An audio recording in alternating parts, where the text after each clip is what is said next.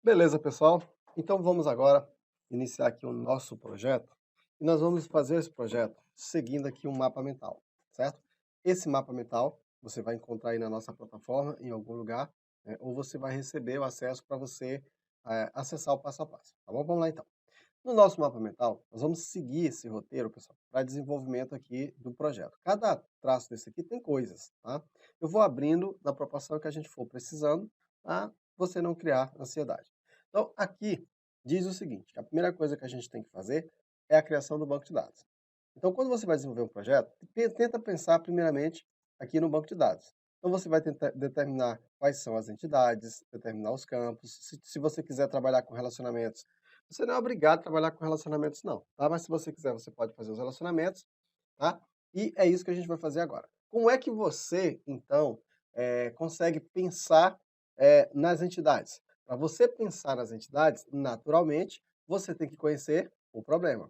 E é exatamente isso que a gente vai ver agora. O problema foi aqui, ó, o problema foi lançado.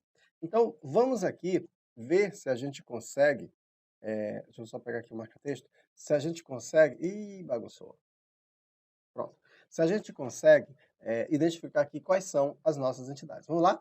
Então aqui, ó, todos os usuários deverão ter um login e senha para poder entrar no sistema. Pergunto para você, existe alguma entidade aqui?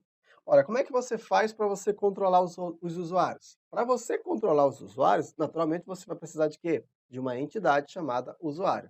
Então aqui, ó, eu posso sim identificar uma entidade chamada de usuário.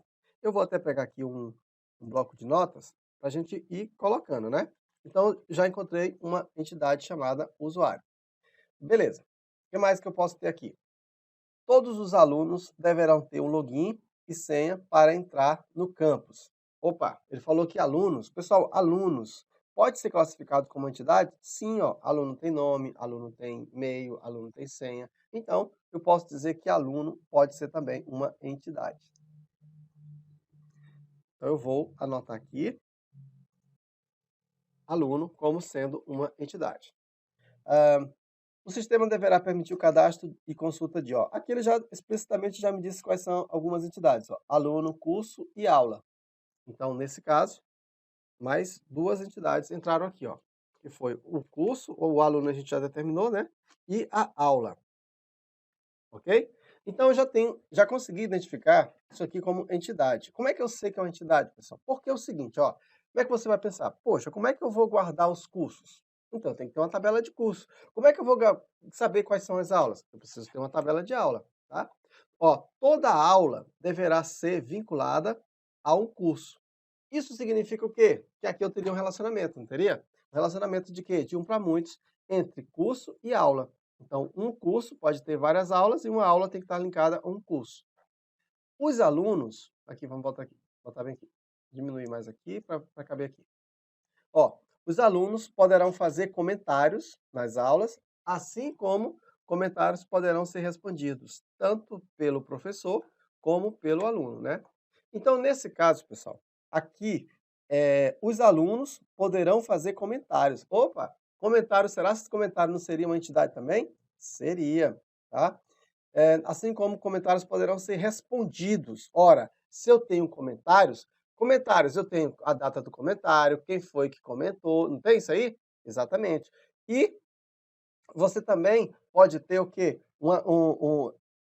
Se eles podem ser respondidos, então eu posso ter o quê? Resposta. Então deixa eu só colocar aqui, ó, comentário.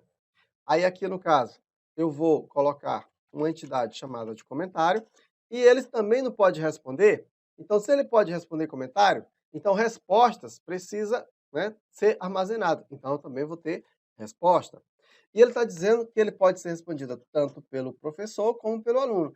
Se eu quiser, eu posso também ter uma entidade chamada professor, que é o autor, né? Pode ser o autor do curso.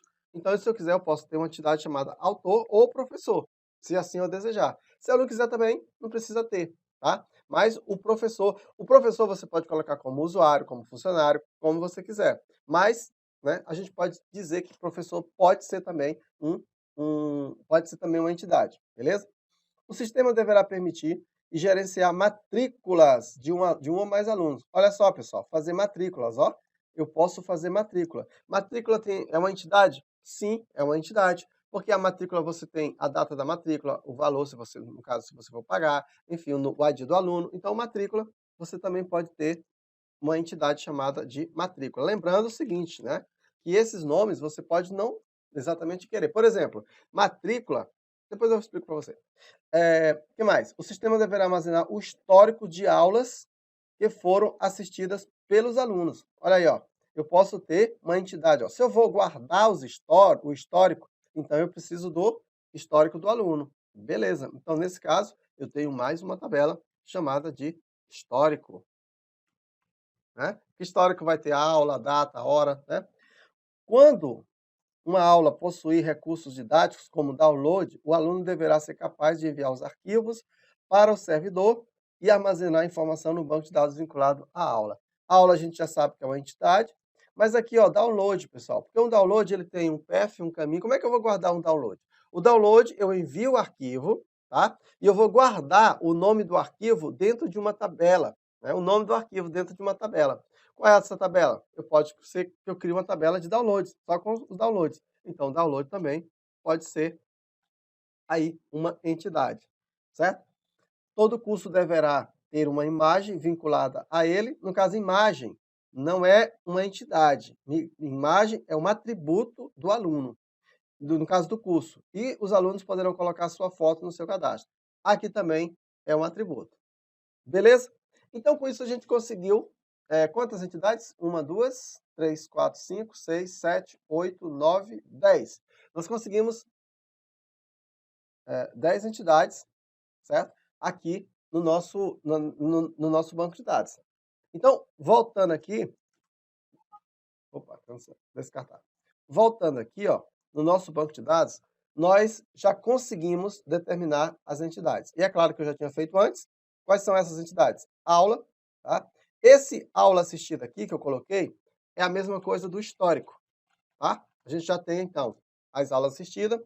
O cliente, você pode chamar de cliente ou você pode chamar de aluno se você quiser, dependendo do seu sistema. Você é que sabe, tá? Mas aí, ó. Aí, ó, o cliente curso pode ser igual a matrícula, tá? Se você assim desejar. E aí nós temos aqui, ó, o comentário. Eu esqueci de colocar aqui. Não esqueci não. Acho que está no histórico. Deixa eu ver aqui. Comentário.